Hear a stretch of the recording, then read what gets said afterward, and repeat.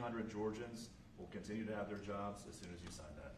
Mr. President, this rule was issued on Christmas Eve. I'm thinking that we wouldn't be keeping up with what the Biden administration is doing, but we moved quickly to get And this this was bill on introduced. gas heaters. Banning natural gas. Isn't that tankless ridiculous? water heaters. And how were you supposed to get your heat then? Through electric? Through electric, yeah. Was that basically it? Electric heat, which isn't as good? Crazy.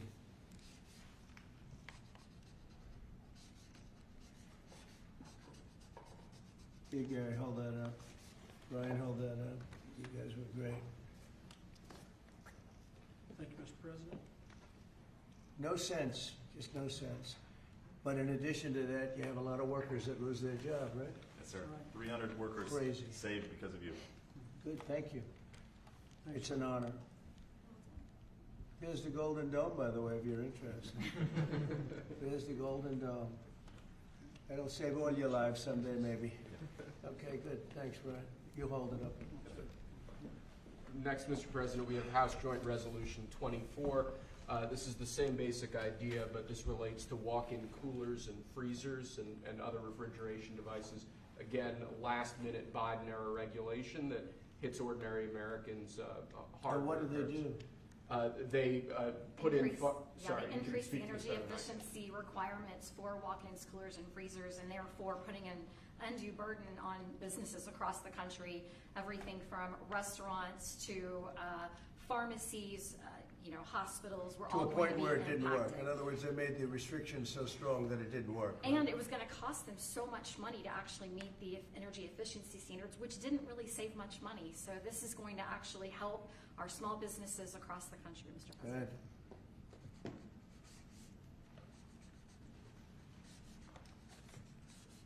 Many manufacturers would have had to close stop lines, shut down entire lines of businesses. And I just want to say, rescinding these, this was done days before you took office. They pushed through these regulations. They didn't think about the cost to businesses. They didn't put American interests first. They didn't put American businesses first. I am so grateful we finally have a president who's not only walking back these insane, burdensome regulations that are ultimately going to cost us Americans and American businesses, but that you are thinking about the next generation. And as we're leading into Mother's Day, some of us are trying to parent and serve this country at the same time. Thank you for welcoming my son, who is 15, with his mother serving, watching what we're doing for him and the generations to come. You are making this country stronger for them. Thank you. Thank you very much. Good luck, right? Take care of your mom. Okay. You want to hold that up too? So you can. That's a big one, isn't it, huh? Common sense. It's all about common sense, right? Okay, Will, go ahead. Next, sir, this is House Joint Resolution 42. Again, this is a rescission of a Biden-era regulation, in this case relating to energy conservation standards for household appliances and certain consumer products.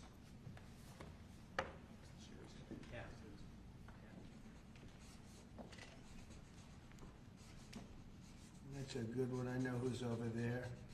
I know who did this. Explain that, please. Sure. Look, this is helping fight inflation because the cost of the burden on appliance manufacturers is going to drive up the cost of them producing household products, which means that when you go buy a washer, dryer, any appliance, it was going to drive up the cost for consumers. It reduces consumer choice. But in the bottom line, we've been trying to fight inflation. This fights inflation. This takes the cost out of producing these products that Americans need every day.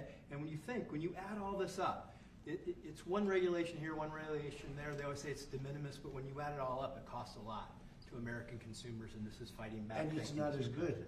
And it's not as good. Not nearly as good, not nearly as efficient, and more costly. Other than that, it's wonderful. Thank you. Great job. Thank you very much. Great. Fantastic.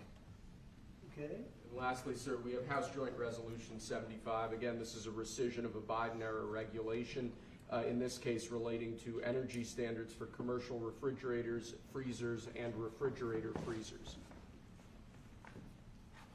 Do you have the sink one in here, the sinks and shower heads?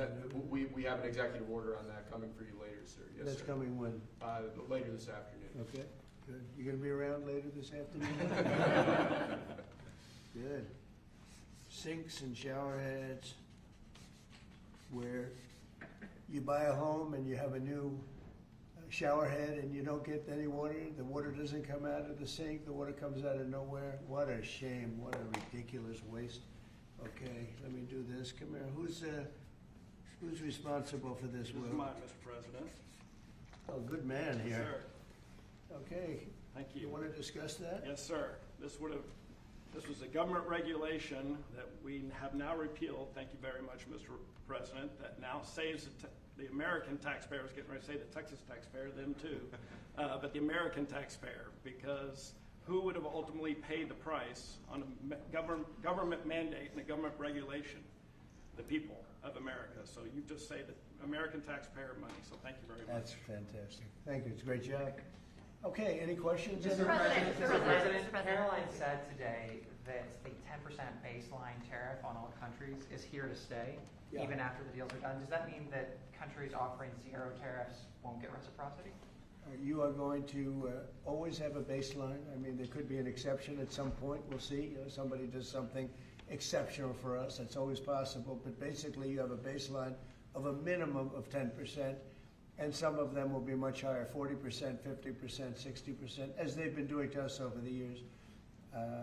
We had a wonderful deal yesterday. We have 4 or 5 other deals coming immediately. We have many deals coming down the line, and ultimately, we're just signing the rest of them in. But we always have a baseline of 10%. And then specifically on the possibility of an increase in taxes on wealthier Americans, what do you say to conservative Republicans who argue that this is an increase on small business owners?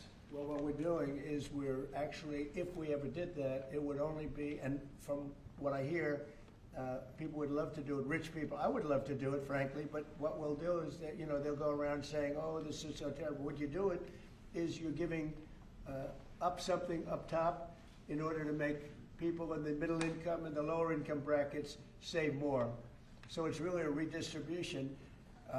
And I'm willing to do it if they want. I would love to be able to give people in a lower bracket a big break by giving up some of what I have. But I'll tell you, a lot of people say don't do it because of the fact that you have the Bush statement about read my lips, but he lost because of Ross Perot. He didn't lose because of that statement. And then on the salt. But I don't think they're going to be doing it, but I actually think it's good politics to do it where richer people give up, and it's a very small, it's like a point, but they give it up to benefit people in lower income. And then on the salt tax credits, Mr. President, there are some Republicans who say, why is it that these 45 other states should be paying taxes to alleviate the tax burden of New York or It's some of only these because coastal those states? states are behind, very badly behind, and those people were affected very badly. And, you know, the sad part is oftentimes they were affected badly because you had bad management in those states, like in California with Newsom and, you know, people. So you had some bad management. But that's being worked on now, and they may do a piece one way or the other. It's a very complex issue, but I think it's being worked out. I think it's going to be worked. It has not been settled yet, but they'll settle it up pretty quickly. Are you considering? Mr. President, can we Mr. ask you President, one what more question? parameters have you given Scott Bessent on negotiating with China this weekend? We have to make a great deal for America. Are you going to be disappointed if he comes back without a deal? No, not at all, because we already made a great deal. We're not doing business with China right now. Given how they did You know, we private- lost $1 trillion last year with China, 1 trillion. So if you're not going to do business with them, you're not going to lose $1 trillion. But we lost. I want China to do great.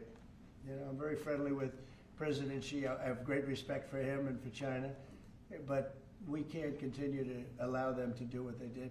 When I was president, they paid hundreds of billions of dollars in tariffs and taxes. And then Biden screwed it all up.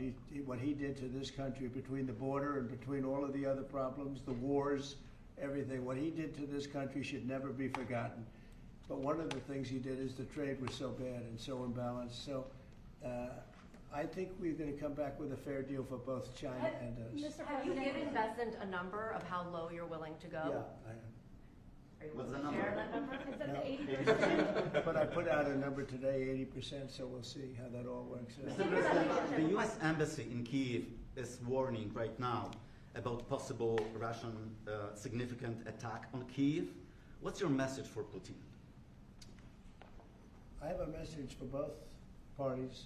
Get this war ended. We're losing 5,000 soldiers a week, Russian and Ukrainian soldiers, and other people also, by the way. And I say, get this stupid war finished. That's my message for both of them. Thank you very much. We'll see you later. We'll see you later. Thank you, Press. We're heading out. Thank you. Thanks, guys. Thank you. Right out through there. Thank He you. just came in to say hello. What did you discuss? Almost nothing. He came in to say hello. It was very nice, and I think he came in to thank me, frankly. I mean, I would say the primary reason, but he was very nice. He's a nice man, but I think he actually came in to thank me. Is he complying with ICE like you'd like to see? You'd have to ask Tom Holman. Mr. President, do you have a reaction to Bill Gates' comments yesterday that the cuts in USAID will lead to millions of deaths of children around the I world? don't know anything about his comments. Thank you. Thanks, guys. Thank you. Thank you. Let's head out. Thank you all. Thanks, guys. Thank you. Let's start moving.